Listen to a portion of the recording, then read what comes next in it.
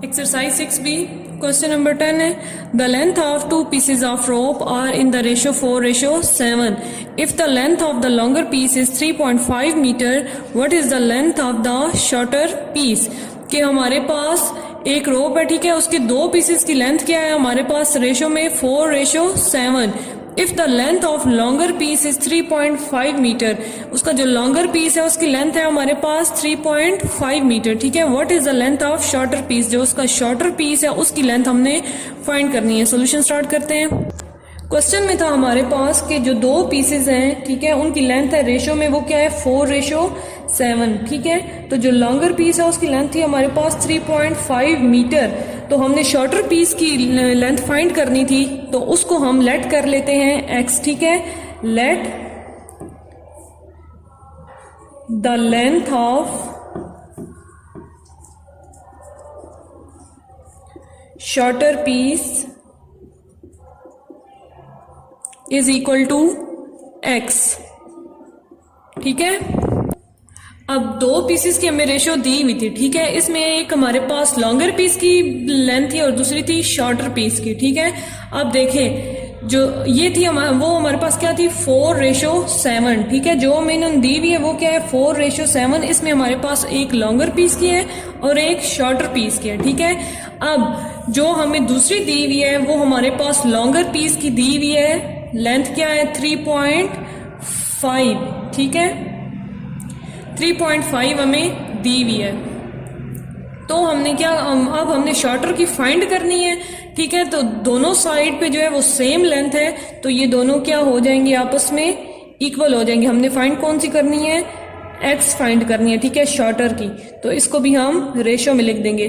तो ये क्या बना हमारे पास 4:7 is equal to x ratio 3.5. अब हमने पढ़ा था जो फर्स्ट और फोर्थ एलिमेंट होते हैं वो हमारे पास एक्सट्रीम्स होते हैं, सेकंड और थर्ड कौन से होते हैं मीन्स होते हैं, ठीक है. अब हम कर देते हैं product of extremes is equal to product of means, ठीक है. 4 मल्टीप्लाई 3.5 तो 7 मल्टीप्लाई x, ठीक है. तो डायरेक्ट में लिख देती हूँ 7x, दोनों मल्टीप्लाई हो रहे हैं, ठीक है. अब देखिए हमने x की वैल्यू फाइंड करनी है, तो x के साथ 7 मल्टीप्लाई हो रहा है, दूसरी साइड पे जाके क्या हो जाएगा डिवाइड हो जाएगा. 4 मल्टीप्लाई 3.5 डिवाइड हो जाएगा 7 इधर आके, ठीक है. 7 इज इक्वल टू x.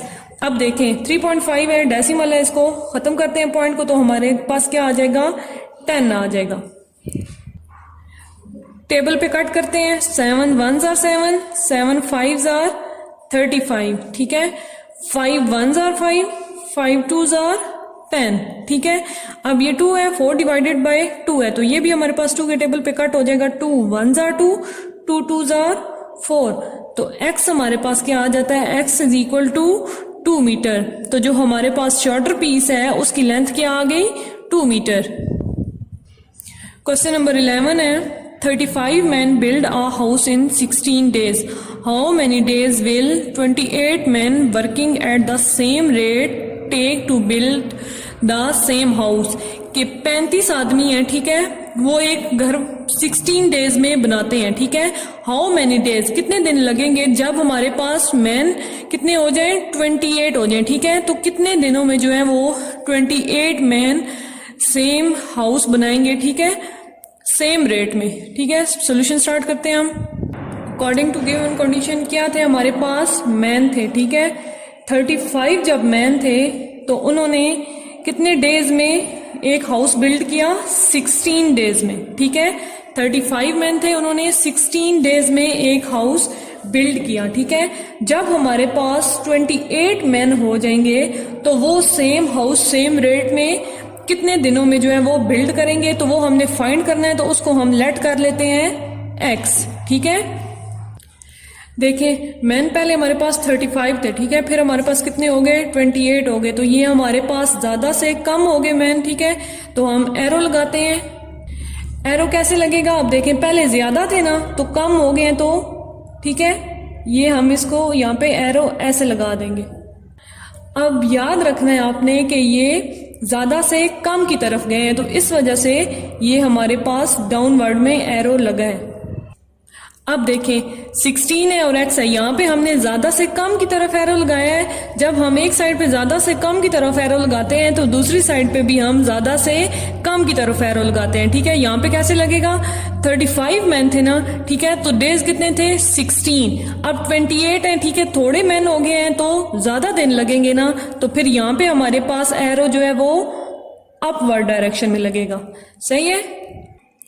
अब देखें नीचे की तरफ एरो आ रहा है, ठीक है, ये हमारे पास अब इनवर्स प्रोपोर्शनल है, ठीक है, तो नीचे की तरफ एरो आ रहा है तो नीचे वाला हम जो है वो पहले लिखेंगे, ऊपर वाला बाद में। तो ये क्या आ जाएगा, 28 divided by 35 is equal to 16 divided by x.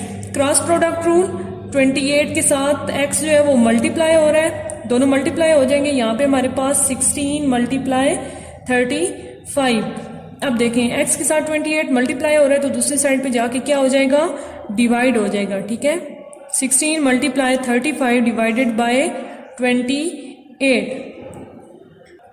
अब 28 है, 35 है, 7 के टेबल पे कट करते हैं। 7 4s आर 28, 7 5s आर 35, ठीक है। 4 1s are 4, 4 4s are 16।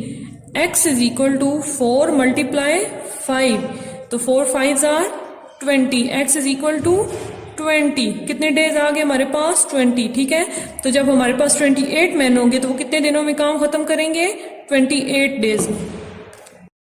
Question number 12 है हमारे पास, an automobile takes 5 minutes for it starting at 35 degree centigrade, find the starting time of the vehicles at 10 degree centigrade.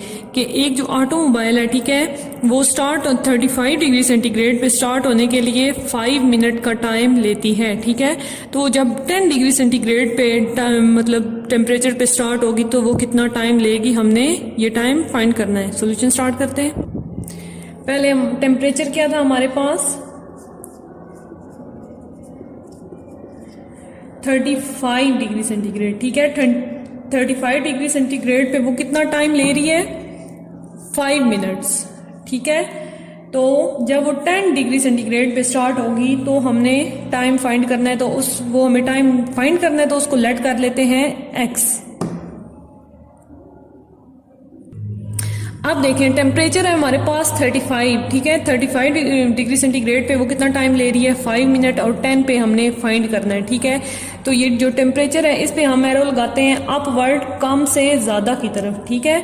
तो ये जो टाइम है, ठीक है, इस पे हम कौन सा एरो लगाएंगे, जब 35 था तो 5 था, 10 पे x ये हमने फाइंड करना है तो इस पे हम लगाते हैं डाउनवर्ड। तो ये हमारे पास आ गया इनवर्स प्रोपोर्शनल, ठीक है। सो हमारे पास जिस साइड पे एरो होता है वो हम पहले लिखते हैं। तो क्या आएगा हमारे पास, 35 divided by 10 is equal to x divided by 5। Cross product rule, 35 को 5 से मल्टीप्लाई कर देते हैं और 10 को x से, ठीक है। अब ये दोनों आपस में मल्टीप्लाई हो रहे हैं तो 10 जो है वो दूसरी साइड पे जाके क्या हो जाएगा, डिवाइड हो जाएगा। 35 multiply 5 divided by 10 is equal to x, ठीक है। 5 के टेबल पे कट कर देते हैं हम, 5 1s आर 5, 5 2s आर 10। तो ये हमारे पास x क्या आता है, x is equal to 35 divided by 2। Divide कर लेते हैं 35 को 2 पे, 2 1s आर 2, माइनस करेंगे 1, 5 नीचे 2 7s आर 14, माइनस करेंगे तो क्या आ जाएगा 1। तो हमारे पास कितना टाइम आया, x is equal to 17 whole 1 by 2 second, ठीक है। कितना टाइम लगेगा, 17 होल 1 बाय 2, इट्स मीन के 17.5 सेकेंड लगेंगे। क्वेश्चन नंबर 13 है, a farmer has enough food to last his 40 cattles for 35 days. If he buys 10 more cattle, how long can the same food last? Consider the cattle finish the feed at the same rate. क्या है कि एक farmer है, ठीक है, उसके पास 40 kettles हैं और उन 40 कैटल्स का जो हमारे पास मवेशी हैं, ठीक है, उनका खाना 35 दिनों के लिए काफी है, ठीक है। अगर वो 10 और मवेशी खरीदता है, ठीक है, पहले उसके पास कितने थे 40 में 10 ऐड करेंगे तो वो टोटल कितने हो जाएंगे 50, ठीक है। तो जब हमारे पास 50 मवेशी हो जाएंगे तो वो खाना कितने दिनों के लिए काफी होगा, ठीक है। तो हमने ये बताना होगा कि वो जो कैटल्स हैं वो सेम फूड जो है वो कितने दिनों में खत्म करेंगे। सॉल्यूशन देखते हैं। क्या था हमारे पास कैटल्स, ठीक है, पहले हमारे पास कितने कैटल्स थे 40, ठीक है। अब देखें उसने बोला था कि 40 कैटल हैं, ठीक है, अगर वो 10 मोर जो है वो खरीद लेता है, ठीक है, तो 40 + 10 हमारे पास कितने हो जाएंगे 50। पहले उसके पास 40 थे, फिर कितने हो गए 50, ठीक है। डेज थे, जब उसके पास 40 कैटल थे, ठीक है, तो वो कितने डेज में कितने डेज के लिए जो फूड है वो इनफ था 35 डेज के लिए, ठीक है। तो जब 50 होंगे तो वो हमने डेज फाइंड करने हैं कि 50 जब कैटल होंगे तो वो खाना कितने दिनों के लिए इनफ होगा, तो हम लेट कर लेते हैं x। अब देखें कैटल कितने थे 40, फिर कितने हो गए इंक्रीज हो गए 10, जब उसने और लिए तो 50 हो गए, ठीक है। तो ये हम बड़े से छोटे की तरफ, ठीक है, पहले ज्यादा थे फिर कम हो गए, तो सॉरी पहले कम थे फिर ज्यादा हो गए, ठीक है। यहाँ पे हमारे पास एरो जो है वो हम अपवर्ड डायरेक्शन में लगाते हैं, ठीक है। जब वो हमारे पास 40 कैटल्स थे तो उन्होंने 35 डेज में खाना उनके लिए इनफ था, ठीक है। तो जब हमारे पास कैटल ज्यादा हो जाएंगे तो दिन भी तो ज्यादा लगेंगे ना, सॉरी कम लगेंगे ना, तो यहाँ पे हमारे पास जो एरो है वो डाउनवर्ड डायरेक्शन में लगेगा, ठीक है। ये हमारे पास इनवर्स प्रोपोर्शनल है। सो क्या आएगा 40 divided by 50 is equal to x divided by 35। Cross product 40 multiply 35 is equal to x 50x, ठीक है। अब x जो है और 50 आपस में मल्टीप्लाई हो रहे हैं तो 50 दूसरी साइड पे जाके क्या हो जाएगा डिवाइड। इसको हम इस तरह भी लिख सकते हैं x is equal to 40 multiply 35 divided by 50। 10 के टेबल पे दोनों को कट कर देते हैं, 10 4s are 40, 10 5s are 50, 5 1s are 5, 5 7s are 35। तो क्या आ जाएगा x is equal to 4 multiply 7, x is equal to 4 7s are 28। तो कितने डेज आ गए 28 डेज, ठीक है। तो जब हमारे पास कैटल 50 होंगे तो वो कितने दिनों के लिए वो जो उसके पास फूड है इनफ है 28 डेज के लिए। क्वेश्चन नंबर 14 है, A train covers a distance in 15 hours at the speed of 80 kilometers per hour. In how many hours the train will cover this distance at the speed of 60 kilometer per hour? देखें कि एक train है, ठीक है, वो 80 kilometre per hour की speed से 15 घंटों में फासला तय कर रही है, ठीक है। तो जब हमारे पास स्पीड कितनी होगी 60 किलोमीटर पर आवर होगी तो वो कितने टाइम में फासला तय करेगी वो हमने फाइंड करना है, ठीक है। अब क्वेश्चन देखें, जब वो हमारे पास स्पीड कितनी थी 80 किलोमीटर पर आवर थी, ठीक है, तो कितना टाइम लगा 15 आवर्स, ठीक है। तो जब हमारे पास स्पीड कम हो गई है तो हमारे पास टाइम ज्यादा लगेगा ना, ठीक है। तो इसमें कौन सा हमारे पास इनवर्स प्रोपोर्शन लगेगा, ठीक है। सोल्यूशन स्टार्ट करते हैं। क्या है क्वेश्चन में स्पीड, ठीक है, स्पीड पहले कितनी थी 80 किलोमीटर पर आवर, ठीक है। टाइम जब 80 थी हमारे पास स्पीड तो उसमें हमारे पास टाइम क्या था 15 आवर्स, ठीक है। जब हमारे पास 60 किलोमीटर पर आवर स्पीड हो जाएगी तो वो हमने टाइम फाइंड करना है कि वो कितने टाइम में जो फासला तय करेगी, तो वो हम उसको लेट कर लेते हैं x, ठीक है। अब इसमें कौन सा लग रहा है इनवर्स प्रोपोर्शनल लग रहा है, ठीक है। तो ये कम से ज्यादा की तरफ अपवर्ड एरो, तो यहाँ पे क्या आएगा डाउनवर्ड। सो क्या आ जाएगा हमारे पास 80 divided by 60 is equal to x divided by 15, ठीक है। क्रॉस प्रोडक्ट 80 मल्टीप्लाई हो जाएगा 15 के साथ इज इक्वल टू 60 मल्टीप्लाई हो जाएगा x के साथ, दोनों मल्टीप्लाई हो रहे हैं तो 60 दूसरी साइड पे जाके क्या हो जाएगा डिवाइड हो जाएगा। इसको हम इस तरह भी लिख सकते हैं x is equal to 80 multiply 15 divided by 60, ठीक है। हम 2 के टेबल पे कट करते हैं, ठीक है। 20 के टेबल पे ये दोनों कट होंगे, 20 4s are 80, 23s are 60, ठीक है। 3 1s are 3, 3 5s are 15, तो x is equal to 4 multiply 5, तो x is equal to 4 5s are 20, तो कितने घंटे लगेंगे? 20 आवर्स लगेंगे। जब हमारे पास स्पीड 60 किलोमीटर पर आवर हो जाएगी तो हमारे पास टाइम कितने लगेगा? 20 आवर्स। क्वेश्चन नंबर 15 है, 1440 soldiers had a sufficient ration for 32 days. How many soldiers may leave the camp so that the same ration be sufficient for 40 days? कि 1440 soldiers के लिए, ठीक है, राशन काफी है कितना? 32 डेज के लिए, 32 डेज के लिए, ठीक है। 1440 सोल्जर्स के लिए जो राशन है वो काफी है, ठीक है। हाउ मेनी सोल्जर में लीव, कि कितने सोल्जर्स जो हैं वो छोड़ जाएंगे इस कैंप को, so that the same ration be sufficient for 40 days. अगर हमने अब फाइंड करने हैं कि कितने सोल्जर्स जो हैं वो कैंप को छोड़ जाएंगे, सो दैट ताकि जो सेम राशन है वो 40 डेज के लिए काफी हो। सॉल्यूशन देखते हैं हम, कितने सोल्जर्स थे? 1440 सोल्जर्स थे, ठीक है। तो उनके लिए जो राशन था वो कितने था? 32 डेज के लिए, ठीक है। अब हमने क्या उन्होंने बोला था कि हाउ मैनी सोल्जर्स लीव, कि कितने सोल्जर्स छोड़ जाएंगे, तो ये हमने फाइंड करना है, तो हम इसको लेट कर लेते हैं x। तो कितने सोल्जर्स छोड़ जाएंगे तो जो सेम राशन है वो 40 डेज के लिए सफिशिएंट होगा। अब देखिए यहाँ पे सोल्जर ज्यादा है, ठीक है, डेज कम है, ठीक है। तो अब जो हमने फाइंड करना है वो क्या था कि कितने सोल्जर छोड़ जाएंगे, तो वो हमारे पास डे ज्यादा है, ठीक है। तो यहाँ पे हमारे पास लगेगा इनवर्स प्रोपोर्शन, ठीक है। यहाँ पे कौन सा लगेगा? Inverse proportion. यहाँ पे हम जो है वो अपवर्ड एरो लगेगा, यहाँ पे downward. So x divided by 1440 is equal to 40 divided by 32। Cross product x जो है वो मल्टीप्लाई हो जाएगा 40 के साथ, तो क्या आ जाएगा? 40x is equal to 1440 multiply 32, ठीक है।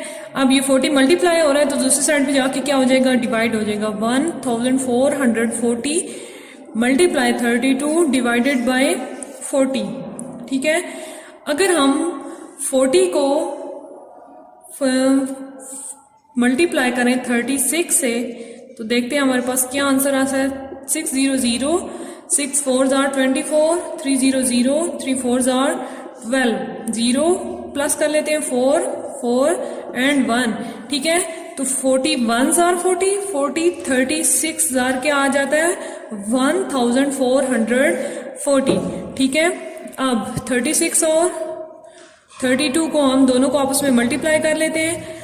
2 6 are 12, 2 लगेगा 1 carry, 2 3 are 6, 6 plus 1 7 multiply 3 6 are 18, 8 लगेगा 1 कैरी, 3 3 are 9, 9 में 1 ऐड करेंगे तो क्या आ जाएगा?